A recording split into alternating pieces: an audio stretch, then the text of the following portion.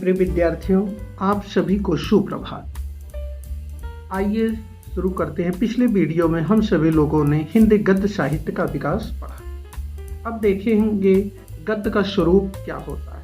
इस संपूर्ण भूमंडल में केवल मनुष्य को ही प्रकृति से अपनी भाषा के माध्यम से अपने भावों, विचारों, अनुभूतियों को व्यक्त करने की अद्भुत क्षमता मिली है, जिसे वह दो प्रकार से व्यक्त कर सकता है।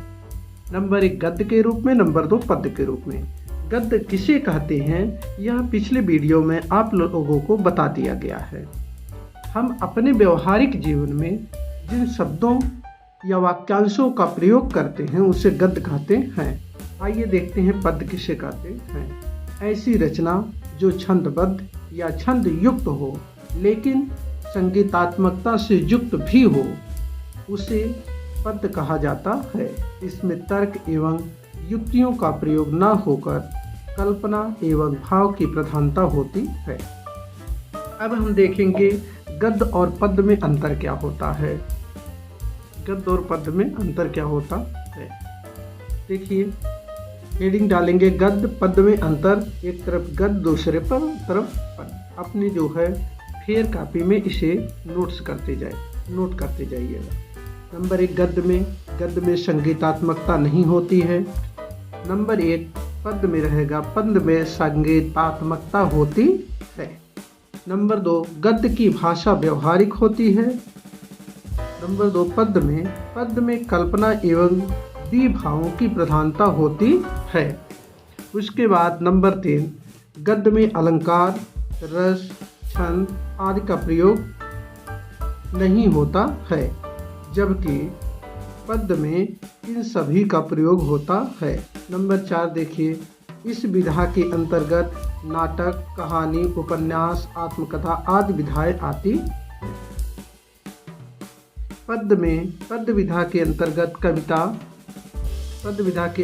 कविता, गीत आदि विधाएं आती हैं। अब देखते हैं हिंदी गद्य का आविर्भाव। हिंदी गद्य साहित्य का आविर्भाव 19वीं शताब्दी के नवजागरण काल में आधुनिकता के संवाहक के रूप में हुआ, जिसमें हिंदी का प्राचीनतम प्रयोग राजस्थानी व ब्रज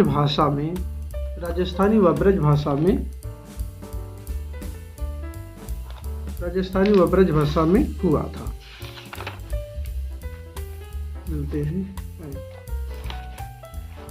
अब देखते हैं हम लोग राजस्थानी गद्य हेडिंग डालेंगे। इसमें लिखेंगे यह 10वीं शताब्दी के दान पत्रों, पट्टे, परवानों आदि में मिलते हैं। ब्रजभाषा गद्य संवत 1400 विक्रमी या सन 1343 ईस्वी के आसपास कृष्ण भक्त कवियों में है। अब संवत में से ईस्वी कैसे निकालेंगे, यह पिछले वीडियो में आप लोगों को बताया गया। अब यहाँ पर लिखा है संवत 1400 सन 1343। ये कैसे निकला है आप लोग जो है कमेंट बॉक्स में इसको लिखकर भेजेंगे। प्राचीन ब्रजभाषा की रचनाएं एवं उसके लेखक देखिए। श्रृंगार रस मंडन के लेखक कौन है? गोस्वामी विट्ठल नाथ। 84 वैष्णवन की वार्ता, 252 वैष्णवन की वार्ता के लेखक गोकुल नाथ। अब 84 वैष्णवन की वार्ता में देखिए गोकुलनाथ। अष्टयाम के लेखक नाभादास।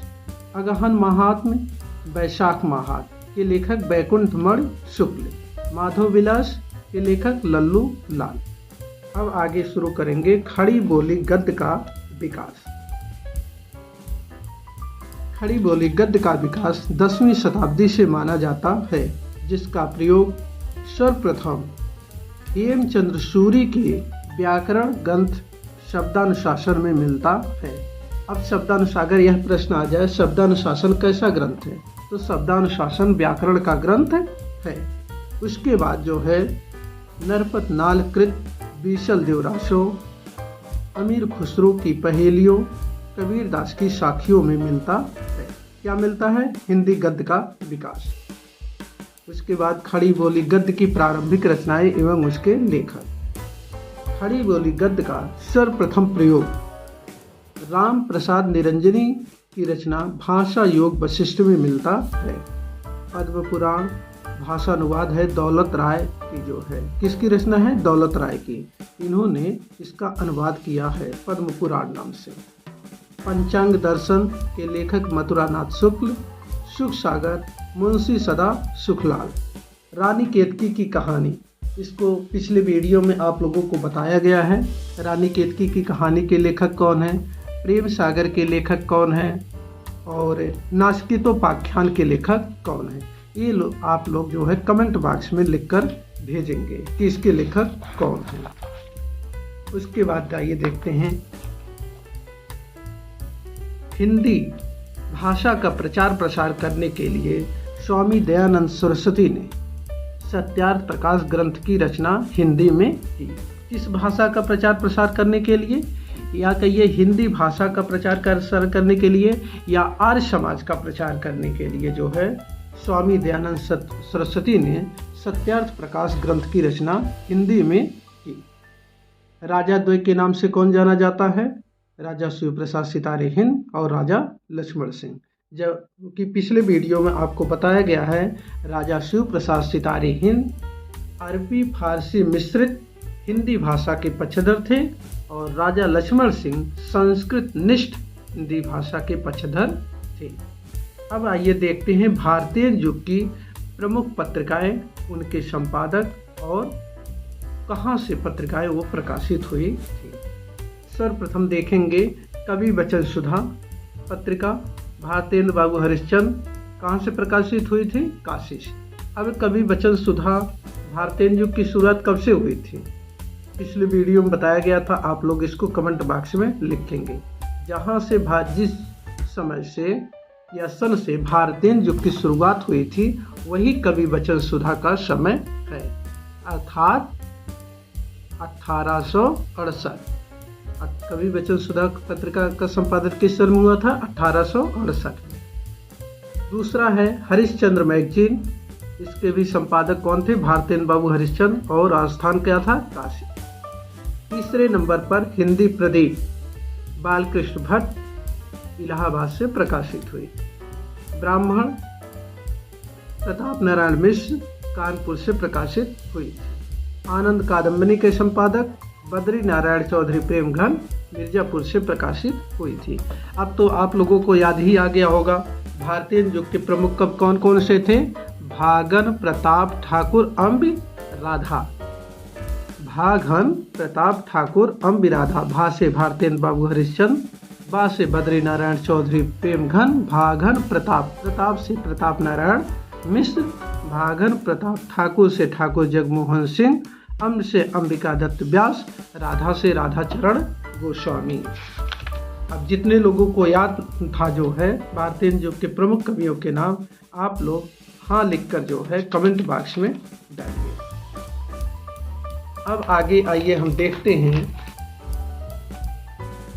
हिंदी का अर्थ एवं क्षेत्र। हिंदी का अर्थ क्या होता है और इसके क्षेत्र क्या है। हिंदी का अर्थ, हिंदी हमारी राजभाषा है।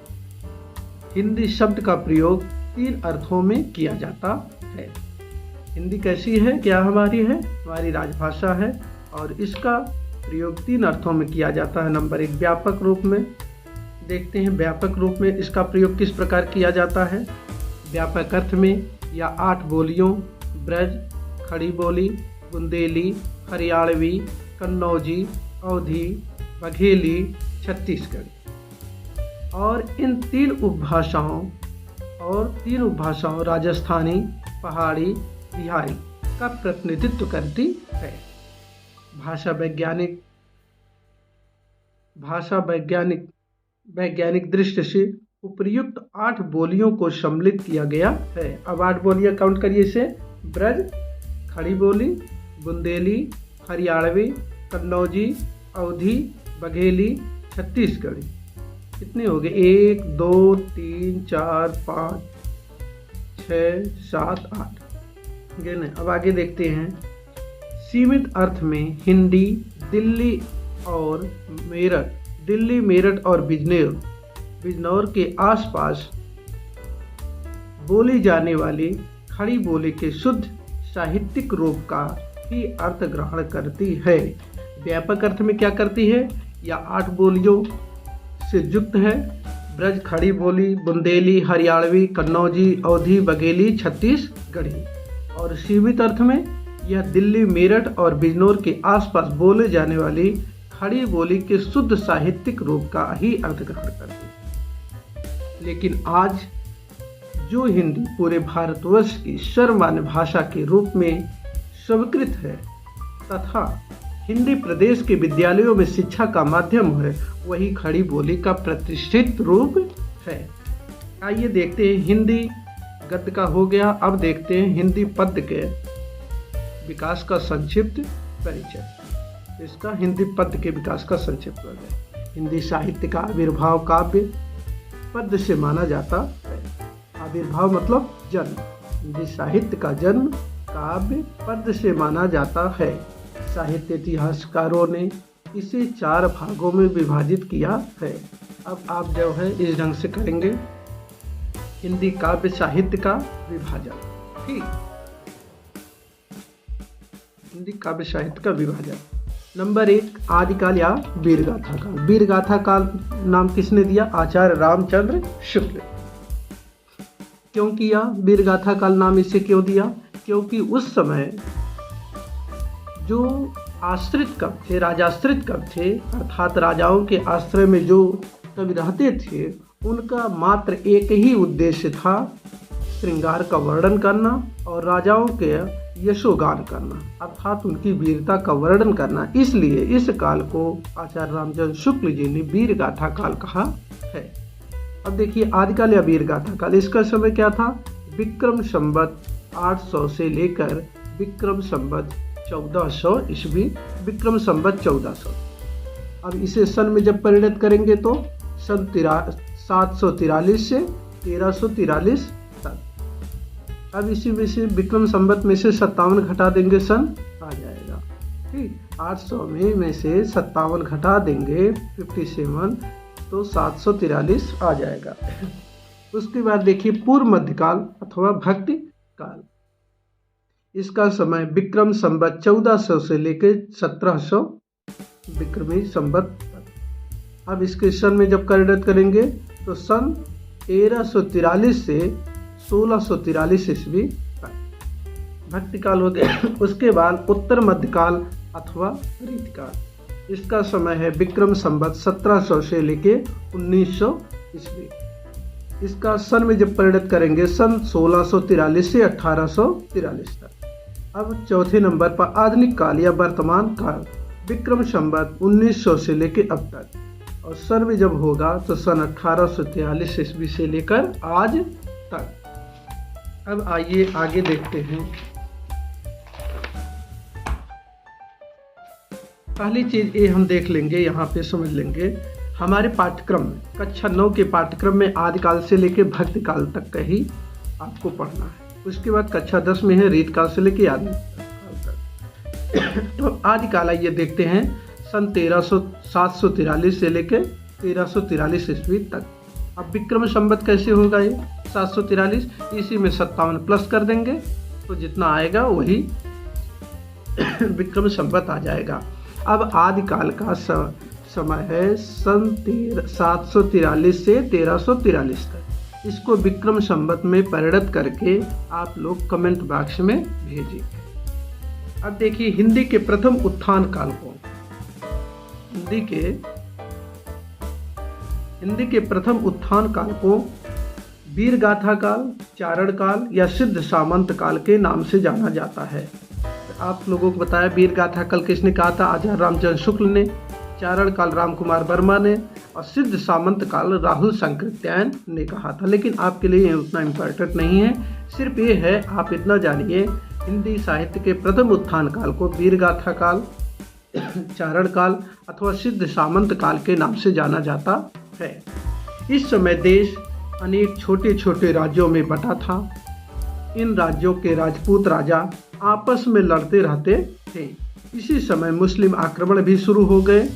क्यों शुरू हो गए? क्योंकि ये जो छोटे छोटे राजपूत राजा थे ये आपस में लड़ते रहते थे, मुख्य रूप से स्त्रियों को लेकर जो है विवाह करने के लिए, अपने राज्य विस्तार के लिए आपस में लड़ते रहते। तो उसी का फायदा उठाते हुए मुस्लिम आक्रमणकारी जो है यहाँ पर आए, इनको आपस में और इनको फूट बढ़ाकर जो है या इनके जो है अपना इनके राज्यों पर अपना अधिकार कर लिए। इस समय वीर पुरुषों का यशोगान